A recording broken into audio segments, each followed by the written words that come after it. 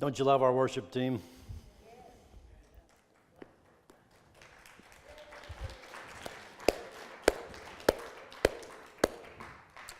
And it's good not because it's good in terms of being showy and performing. It's good because it gets us into the game. That's what it's supposed to be. That's what it means to worship. They're not here to sing for us. They're here to sing with us. And they do that week in and week out. I'm grateful. And whoever said people can't change doesn't know me. Here's why. I came into the world in 1971, born in a place called Denver, Colorado. It snows there a lot.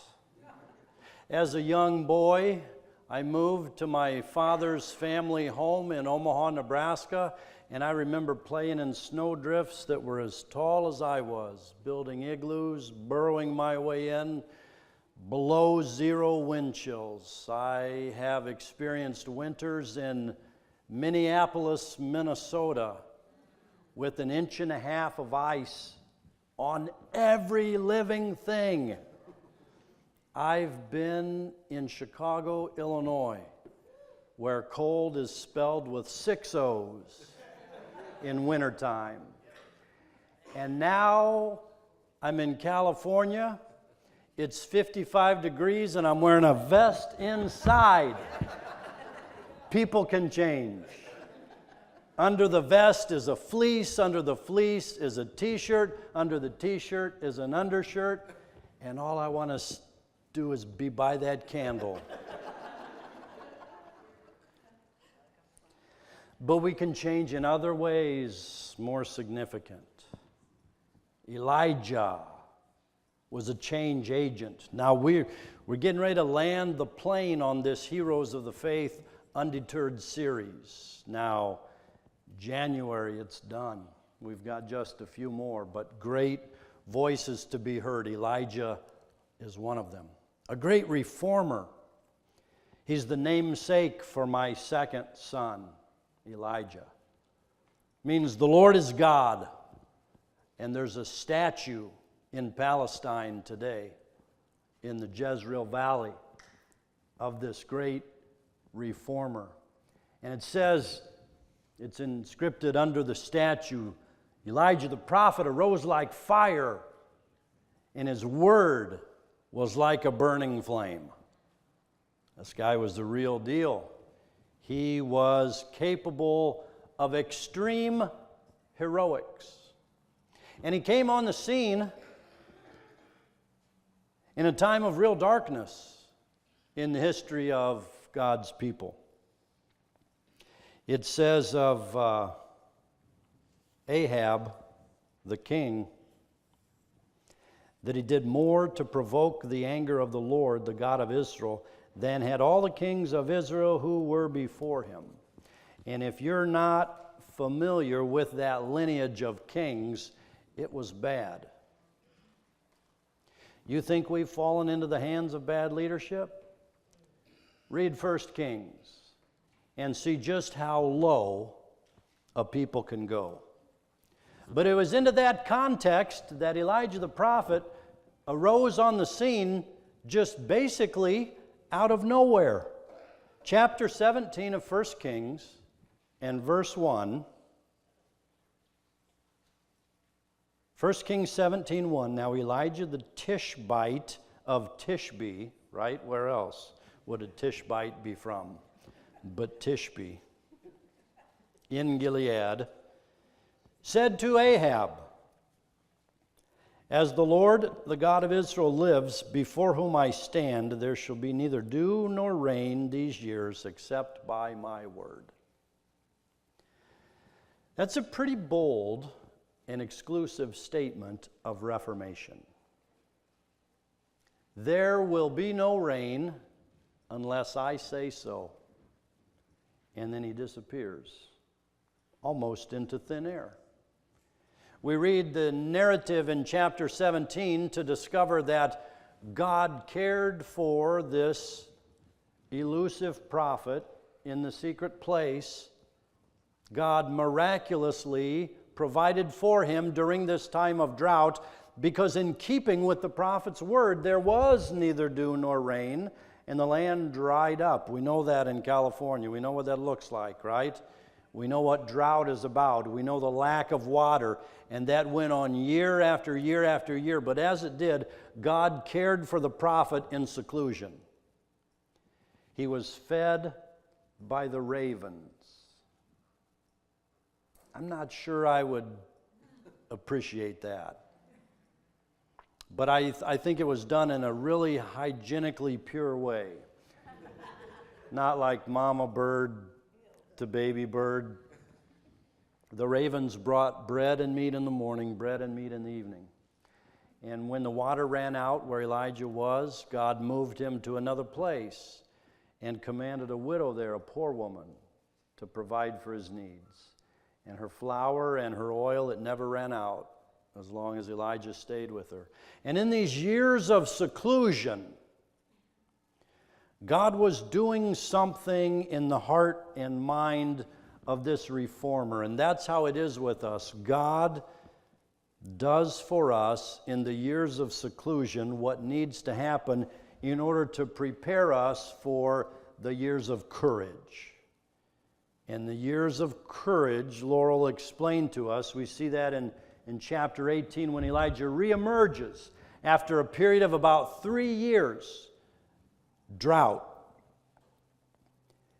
Chapter 18 of 1 Kings, verse 1, after many days the word of the Lord came to Elijah in the 3rd year of the drought, saying, go present yourself to Ahab, and I will send rain on the earth. Now, in the meantime, over the past 36 months or so, King Ahab was not a happy camper, not really excited about Elijah's decree, and therefore had sent out search parties to cover every inch of the land in order to turn up the prophet who declared the drought. Well, they didn't find him, and so Elijah comes and presents himself to the king.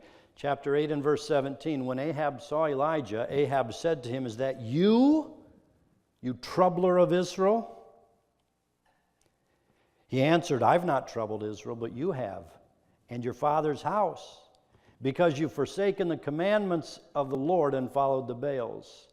Now therefore have all Israel assemble for me at Mount Carmel with the 450 prophets of Baal and the 400 prophets of Asherah, who eat at Jezebel's table.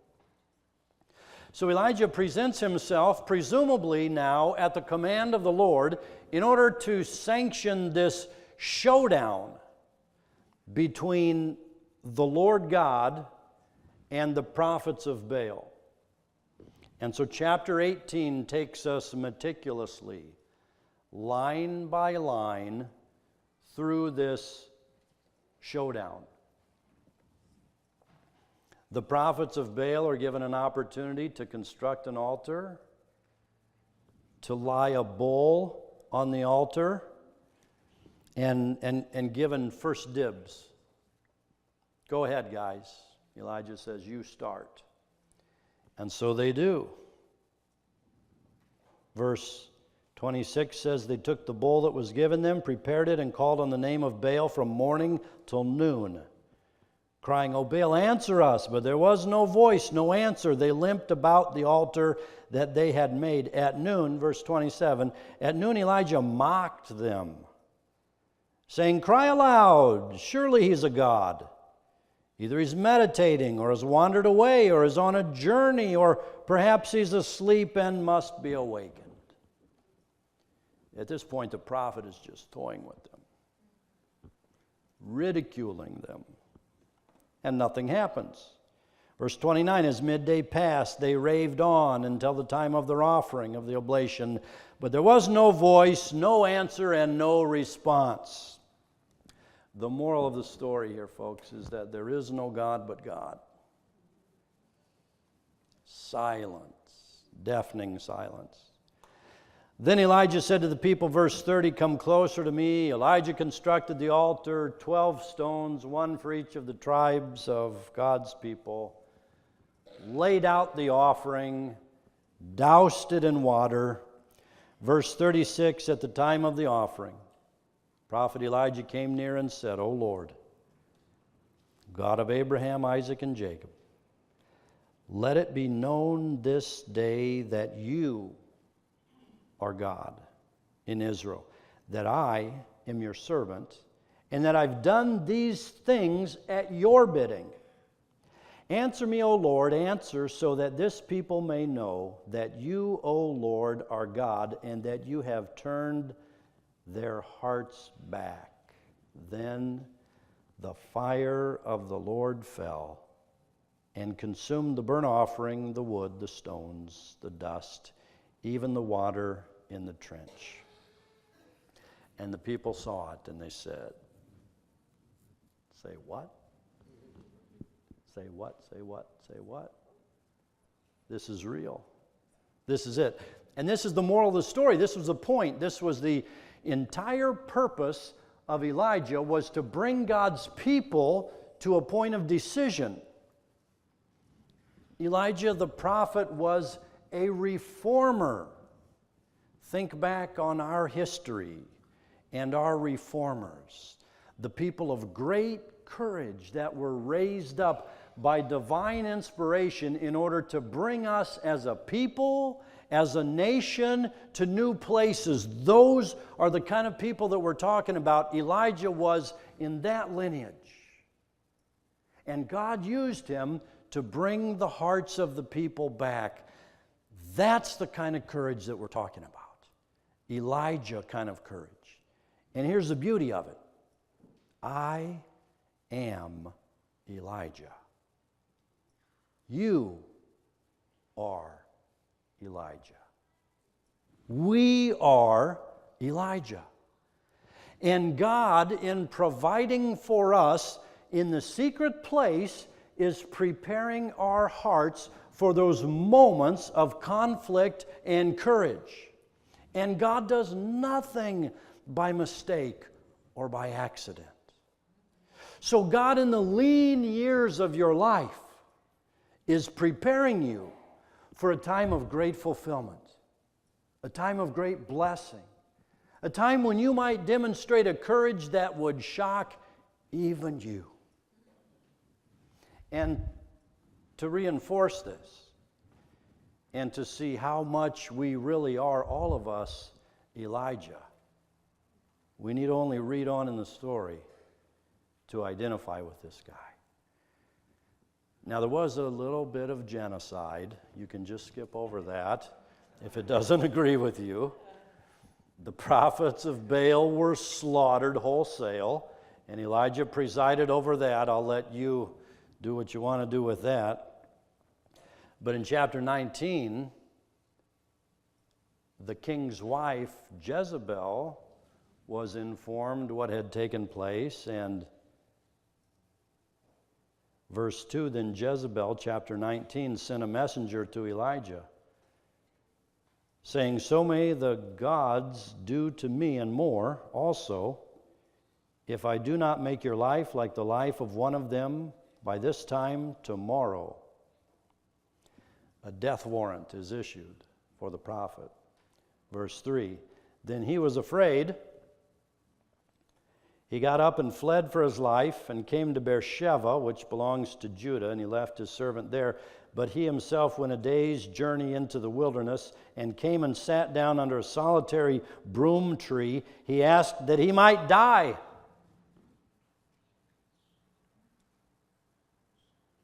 The man who just moments before had demonstrated such grand scale courage was depressed enough to want to just lay down and die, scared for his life as a result of this death summons, had no fear of Ahab, but Jezebel made him shake in his shoes.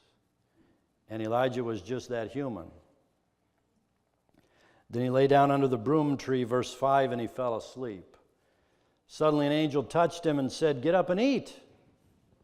Supernatural food. Voila. You thought DoorDash was cool. And then he lay down and fell asleep again, and he woke up again, and there was more food. Sometimes you just need to sleep. Sometimes you just need a meal. And Elijah, in these moments, was being rehabilitated by the Lord God. And then Elijah, who gave this great demonstration of God's power, was given a demonstration of his own. And God said, look, I'm about to show up. I'm about to pass by. I'm about to show myself, the God of fire, to you. Verse 11, go out and stand on the mountain before the Lord, for the Lord is about to pass by. Now there was a great wind so strong that it was splitting mountains and breaking rocks in pieces before the Lord. But the Lord was not in the wind. And after the wind, an earthquake, but the Lord was not in the earthquake. And after the earthquake, a fire, but the Lord was not in the fire. And after the fire, a sound of sheer silence. God was in the silence and met his beleaguered prophet in the vacuum of that moment. And Elijah had a full-blown pity party with God in the silence. And he said, it's all fallen on me. I'm the only one left. I'm the brave one. I'm the strong one. I'm the courageous one. And now look how broken I am. And God said, you haven't seen anything. You have no idea who surrounds you. You have no idea how many prophets I have and will raise up in order to accomplish my purposes. So Elijah here found out that he was a part of something bigger than himself. Elijah got a full-scale attitude adjustment. He went through what today we would claim clinical depression. This guy was down and out for the count, and God said, take a nap, get something to eat, and find me in the silence. Which goes back to the moment before the showdown. In the 3 years of drought, of famine in your life, when God is caring for you, providing for you, forming you in order to do the moment of courage. And after that, our courage fails and falters, and God picks us up and meets us again in the silence. I am Elijah. You are Elijah. The folks in our lives, they are Elijah. All of us. A mixed bag of devotion and courage and heroism and faltering feet. We just have to find our place and experience God in the changing rhythms and moments of our lives. 18 was a drag. You ready to unfriend it? 19 is here. What's changing? What's shifting? What's sorting? What is God doing in your life? Have you been brave and courageous? Maybe you're heading for that crash, man. Don't be surprised when it comes. But find God. Reach out for help. You're not the only one. You're not alone. You're not a burden to the people around you. You're part of a community. You're part of what God is doing through us together. Maybe 2019 is just a subtle shift for you into a time of quietness, of attentiveness. Maybe this is your years of drought. Maybe God, yeah, that's exciting, right? Great. Could be, who knows? What we learn from the Elijah story is that there are times and seasons to our lives. Oh, and I almost forgot to say, after the big fire and the offering was burned up, it rained. Big old rain. Big rain. It's times of drought, times of famine, times of feast, winter time, times that are cold, times that are hot, times when we're great, times when we're not. You are Elijah. The people in your life are Elijah. Which means you can be a little bit patient with yourself if you're out there pouting under the broom tree. Right? It means you can be patient with yourself if things just aren't coming together in the way that you want them to see together. Which means that you can rejoice and celebrate if this is your moment of courage, your moment in the spotlight, your moment to do spectacular things. But it could be anything, and it could be everything. It could be all of it. It could be nothing. That doesn't change anything. God is for you, not against you. And this I can guarantee you. God is in 2019. Chilling there right now.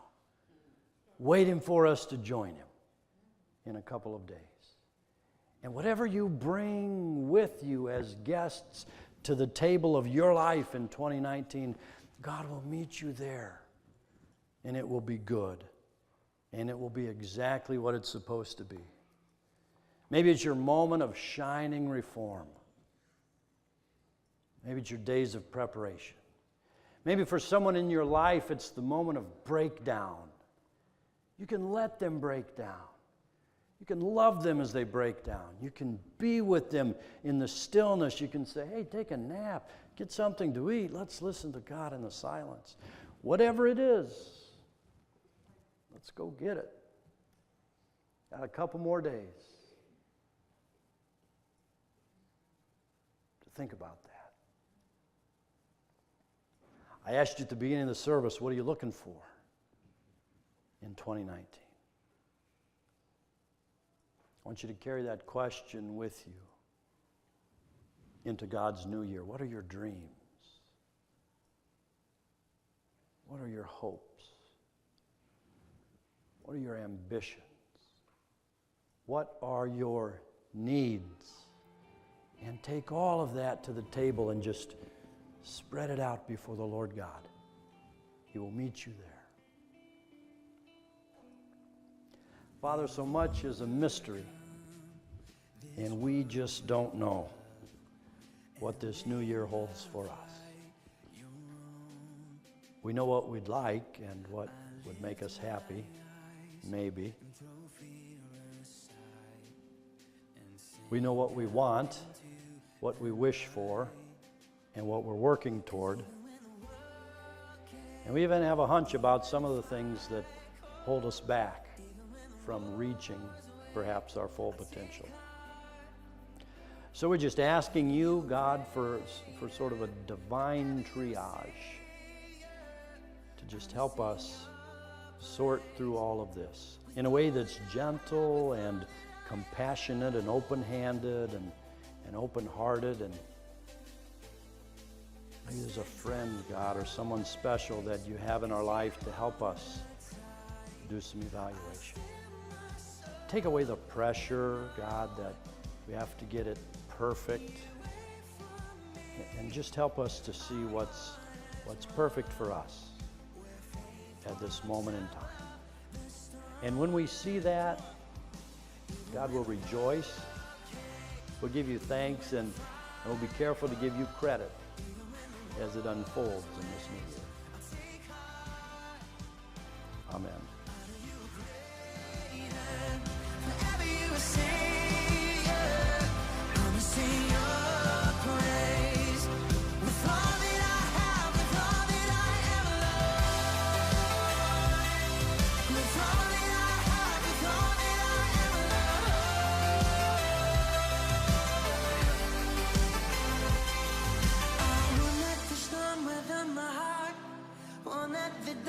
Beat me down, singing tonight, my hope and light in you.